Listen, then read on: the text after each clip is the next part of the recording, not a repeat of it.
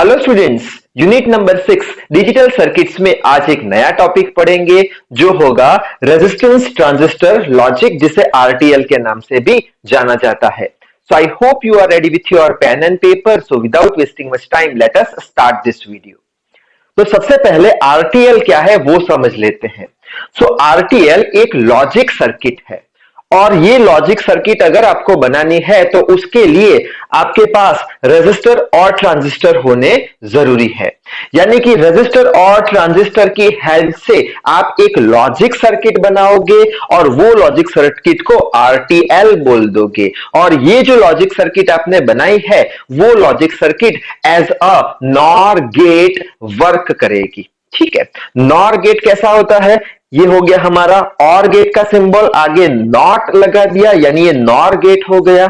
ये इनपुट्स हो गए, तो यहां पे और गेट क्या करेगा? ये और गेट ए प्लस बी करेगा। आगे नॉट गेट क्या करेगा? इन्वर्ट कर देगा यानी ए प्लस बी का बार कर देगा। ठीक है, तो यहाँ पे इनपुट्स कितने होंगे? 0 0 0 1 1 0 1 1। ठीक है, अब ए प्लस बी करो तो 0 प्लस 0 0 उसका बार है तो इन्वर्ट कर देगा 1, 0 प्लस 1 बार कर दो यानी इन्वर्ट, ये भी 1 इन्वर्ट, ये 1 प्लस 1 1 बार इन्वर्ट 0।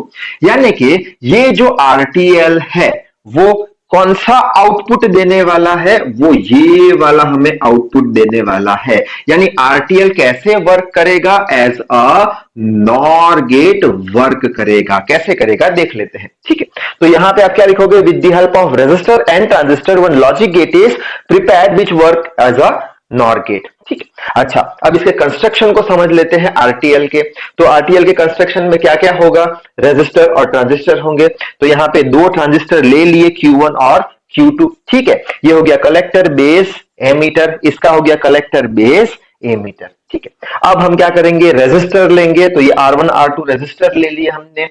दोनों रेजिस्टर हम कहां लगा रहे हैं? हम बेस पे लगा रहे हैं दोनों ट्रांजिस्टर के। ठीक है, अब ट्रांजिस्टर दोनों के जो ए मीटर है उसे हम कनेक्ट करके ग्राउंड कर देने वाले हैं। ठीक है, अब Q1 ट्रांजिस्टर का जो कलेक्टर है उससे हमें आउटपुट मिलेगा यहाँ पे Y के फॉर्म में। ये आउटपुट सिग्नल में हम क्या दे लेंगे? ये वाले सिग्नल हम देखने वाले हैं। ठीक है, क्यों? क्योंकि ये पूरा आरटीएल कैसे वर्क करेगा, कैसे बिहेव करेगा एज अ नॉर गेट। तो आउटपुट पे हमें इसके आउटपुट पे, आरटीएल के आउटपुट पे नॉर गेट के आउटपुट मिलने चाहिए। ठीक है, अब जो ये Q2 ट्रांजिस्टर है उसका कलेक्टर हम प्लस वीसीसी बैटरी से एज यूजुअल कनेक्ट कर देंगे। अब बैटरी आई तो एक कलेक्टर पे रेजिस्टेंस भी आपको लगाना पड़ेगा। ठीक है, तो ये कंस्ट्रक्शन में थोड़ा डिटेल में आप लिख लेना। यहाँ शॉर्ट में लिखा है two resistances R1 R2 are connected with base of two transistors. हो गए Q1 Q2, emitter of both transistors are grounded. ठीक है, और ये कनेक्ट करी बैटरी, ये लिख लेना। ये कलेक्टर पे आउटपुट, ये भी आप लिख लेना। ठीक है, अब इसका हम ट्रुथ टेबल बनाने की कोशिश करते हैं। यहाँ पे दो इनपुट्स है ए और बी। ठीक है, तो यहाँ पे ट्रुथ टेबल बनाया है 0 0 यानी अगर कौन सा? सेम ये वाला। तो 0 0 यानी ए का वैल्यू 0, बी का वैल्यू 0। ठीक है, अगर 0 यानी लो सिग्नल गया तो ये ट्रांजिस्टर कैसा हो जाएगा? एक्टिव नहीं होगा। ये भी एक्टिव नहीं होगा, नहीं एक्टिव होगा यानी ओपन सर्किट। ओपन सर्किट यानी ये हो गई हमारी ओपन सर्किट। ठीक है, ऐसे आप कुछ बना सकते हो ओपन सर्किट। ठीक है, यहां ओपन सर्किट हो गई। अब क्या होगा? अब वीसीसी में से जो करंट बोल लो या पोटेंशियल बोल लो या सिग्नल बोल लो, वो सिग्नल ऐसे करके ऐसे चला जाएगा यानी आउटपुट पे हमें कुछ सिग्नल मिलने वाला है। तो यहां पे हम मिलेगा सिग्नल यानी 1 कर देंगे। ठीक है, तो ये बात आपको समझ में आ चुकी होगी। ठीक है, आगे बढ़ते हैं। अब आगे क्या करेंगे? तो आगे सेम चीज, ए को 0 कर दो और बी को 1 कर दो। ठीक है, अब ए 0 है तो ओपन सर्किट है। ठीक है, कुछ सिग्नल जा नहीं रहा। बी क्या है? 1 है। 1 है यानी कि यहां से करंट फ्लो होगा, सिग्नल जाएगा यानी कि Q2 ट्रांजिस्टर एक्टिव हो गया। यहां से जो भी सिग्नल गया वो कहां जाएगा?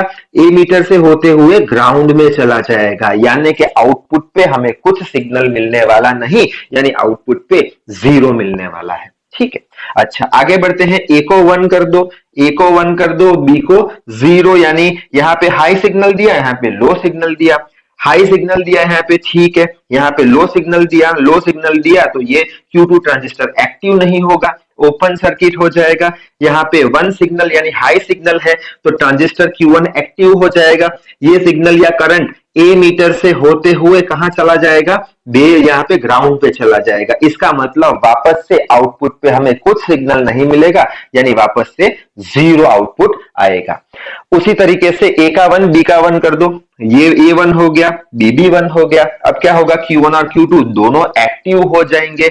अगर Q1 एक्टिव हुआ तो यहां से हाई सिग्नल जो मिला वो ए मीटर से होते हुए ग्राउंड कर जाएगा, और यहाँ पे भी हाई सिग्नल है यानी Q2 ट्रांजिस्टर एक्टिव है, यहां से हाई सिग्नल ए मीटर से होता हुआ ग्राउंड चला जाएगा, यानी फिर से आउटपुट पे कुछ सिग्नल मिलने वाला नहीं, यानी यहाँ पे 0 आ जाएगा। ठीक है, अब ये जो RTL है उसका हम आउटपुट चेक करते हैं। ठीक है, तो आउटपुट कैसा इसका मिल रहा है, एज अ नॉर गेट मिल रहा है। यहाँ पे 1 0 0 0 1 0 0 0, यानी इसके आउटपुट किसके बराबर होगा, A प्लस बी बार के बराबर होगा। यानी हम बोल सकते हैं कि RTL कैसे बिहेव कर रहा है, RTL as a NOR gate behave कर रहा है। बाद में ये जो RTL है उसके डिसएडवांटेजेस कुछ है, इसलिए ये RTL फिलहाल यूज नहीं होते। तो यहाँ पे डिसएडवांटेज में क्या है, स्विचिंग स्पीड जो है इसकी बहुत लेस है। क्यों, रजिस्टर लगा के रखे हैं। ठीक है, करंट फ्लो होने में टाइम लग जाएगा। नेक्स्ट है नॉइज इम्यूनिटी लेस है। क्या है नॉइज इम्यूनिटी, देख के रखा है हमने पिछले वीडियो में, पावर डिसिपेशन भी देख के रखा है। इट्स टेम्परेचर सेंसिटिव, टेम्परेचर बढ़ने घटने पर इसकी सेंसिटिविटी बढ़ जाती है तो आउटपुट पे प्रॉब्लम आ सकते हैं। तो यहां तक आपको एग्जाम में एक्सप्लेन करके आना है। सो इस वीडियो में बस इतना ही। So till then read hard, work hard. Thank you very much.